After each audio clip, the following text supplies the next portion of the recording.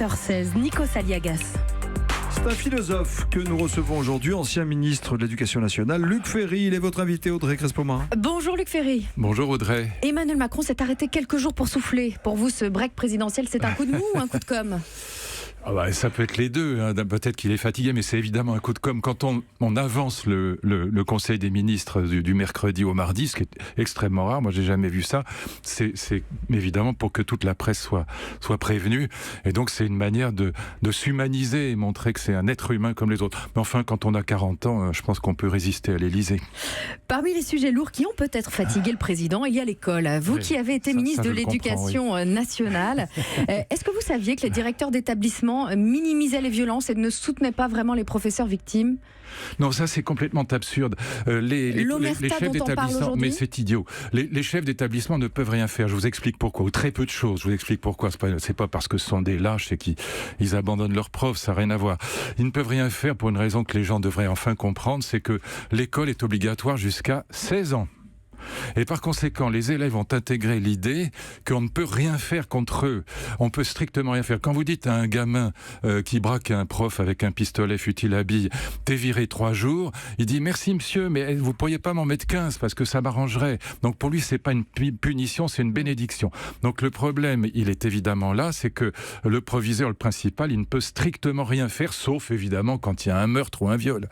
Après le hashtag pas de vague, en tout cas, Jean-Michel Blanquer a annoncé hier les premières mesures pour lutter contre les violences à l'école, notamment la création d'un registre de plaintes pour faire remonter systématiquement tous les incidents. Que va-t-on faire de ces plaintes? Mais ça existe déjà, c'est Signa, c'est ce que Claude Allègre avait créé. Ça remonte systématiquement. Mais évidemment. Donc, et on en fait quoi de ces plaintes?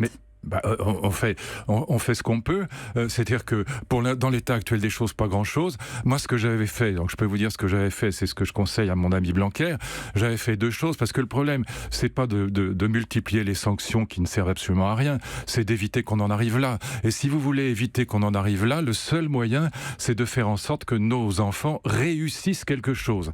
Quand ils ratent tout à partir de la classe de cours préparatoire, ils deviennent violents. Et donc, pour faire en sorte qu'ils réussissent quelque chose, il faut non seulement les dédoublements de cours préparatoires qui permettent d'apprendre à lire et écrire, ce que j'avais fait, ce qu'il a repris à juste titre, et deuxièmement, il faut évidemment une refonte complète de la voie professionnelle. Non pas l'apprentissage qui est une ânerie à 14 ans, mais des classes en alternance, collège, entreprise, collège, lycée professionnel, et pas seulement des classes en alternance avec la voie professionnelle et le collège, mais aussi la création dans la voie professionnelle d'écoles d'excellence. Il faut qu'on ait l'équivalent de Polytechnique et de la rue d'Ulm dans la voie professionnelle pour que les mômes comprennent que quand ils vont dans une voie professionnelle, on ne se moque pas d'eux. Ils peuvent réussir. Ils ont un avenir. Et Luc Ferry, quand Jean-Michel Blanquer prévoit de simplifier donc la procédure pour les conseils de discipline, là encore rien d'utile. Ah oui, ça va sûrement bouleverser le gamin qui braque un prof.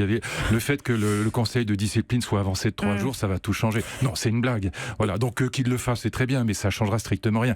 Encore une fois, il faut éviter qu'on en arrive là. Et ce qui rend les enfants violents, c'est quand ils ratent tout depuis des années. Il faut qu'ils réussissent quelque chose, à la limite, peu importe quoi. Et le seul moyen, c'est la réforme de la voie professionnelle. Et ça, c'est très très important. On l'a compris. Quand Christophe Castaner propose de créer des permanences de police ou de gendarmerie dans les établissements, là encore, un coup de com' ou un coup de menton? Mais les deux, c'est une blague, ça ne change strictement rien. On va importer dans les établissements scolaires les problèmes des banlieues, ça n'a aucun sens. Ça ne changera strictement rien. Le malheureux flic qu'on mettra dans le collège, il aura exactement les mêmes difficultés que les profs, que le conseiller pédagogique ou que le chef d'établissement. Ça ne changera strictement rien. Donc ça ne sert absolument à rien. Encore une fois, il faut éviter qu'on en arrive là. Dédoublement de CP, très bien, et surtout refonte complète de la voie professionnelle. Luc Ferry, l'éducation nationale a plus en plus de mal à recruter les enseignants. Face à la pénurie de profs, on fait appel à des contractuels c'est inévitable, qui n'ont pas forcément les qualifications requises. Je vous donne un exemple pour nos auditeurs. Le journal Libération parle du cas d'une caissière de supermarché dont les études de biologie remontaient à une 20aine d'années, parachutée, remplaçante en biologie dans une classe de première scientifique.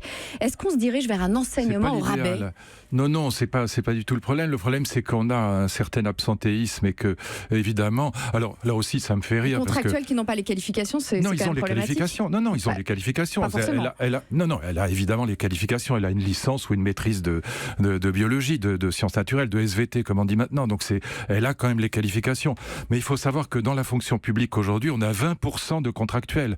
On a pratiquement 1 million de contractuels dans la fonction publique aujourd'hui. Donc c'est inévitable. On a besoin de cette souplesse. On peut pas faire autrement. On n'a jamais fait autrement. Donc ça ne s'aggrave pas par rapport aux périodes précédentes. Ça a doublé en 10 ans.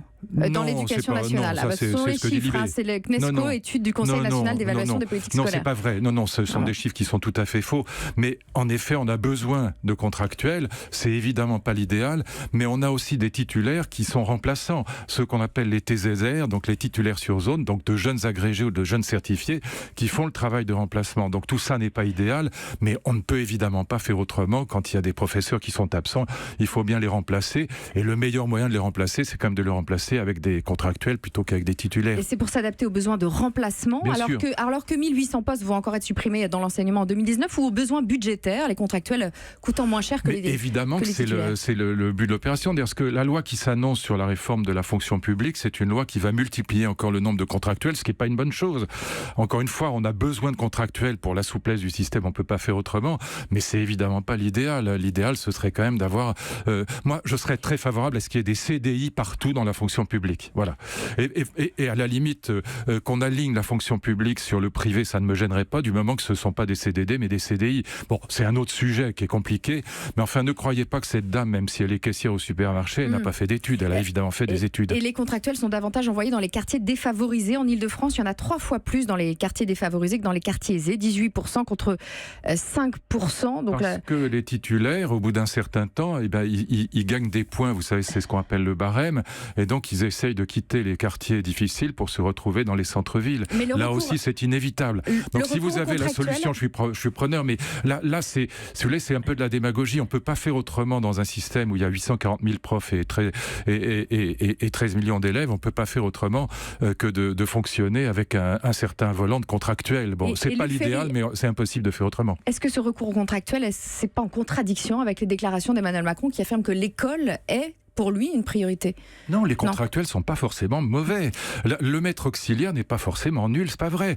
Un maître auxiliaire qui a une maîtrise de philo, une maîtrise de maths ou de SVT est pas forcément un mauvais prof, c'est pas vrai.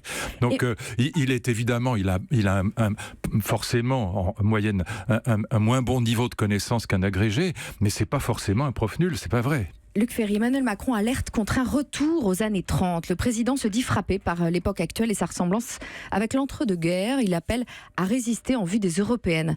Est-ce que vous pensez, vous aussi, que c'est un retour vers le futur ? Non, je pense que c'est une erreur totale. Je pense qu'il faut comprendre les racines du souverainisme aujourd'hui. On a laissé l'Italie submergée par les vagues d'immigration sans que la France, ni l'Allemagne, ni les autres pays de l'Europe ne fassent quoi que ce soit. C'est pas étonnant qu'elle se retrouve aujourd'hui, l'Italie, avec Salvini. Donc je pense que on va malheureusement en France dans une direction qui est celle de l'Italie. Je pense qu'à force d'insulter nos voisins hongrois, italiens, polonais, anglais, on ne comprend rien à ce qui se passe et qu'on met de l'huile sur le feu. Donc il faut comprendre les racines du populisme, les racines du souverainisme. Si vous voulez, on a eu quand même en France, on a eu l'affaire du Bataclan, on a eu l'affaire de Nice, on a vu ce qui est arrivé à Madame Merkel quand elle a accueilli les migrants, ça lui a fait perdre des points dans les sondages et dans la réalité des élections. Donc il faut tenir compte de cette réalité-là, il faut la comprendre plutôt que d'avoir un point de vue moral. Si vous voulez, juste un mot encore, je vois que vous me demandez d'arrêter, mais c'est un petit peu comme les intellectuels français qui ont insulté Madame Le Pen pendant des années au nom de la morale. Ça n'a fait que la faire monter dans les sondages et dans la réalité. On fait la même chose avec l'Italie, avec la Hongrie, la Pologne. C'est ne rien comprendre à ce qui se passe aujourd'hui. Merci Luc Ferry. Audrey Crespo-Mara pour l'interview politique ce matin sur Europe 1. Europe 1. Il est 8h25.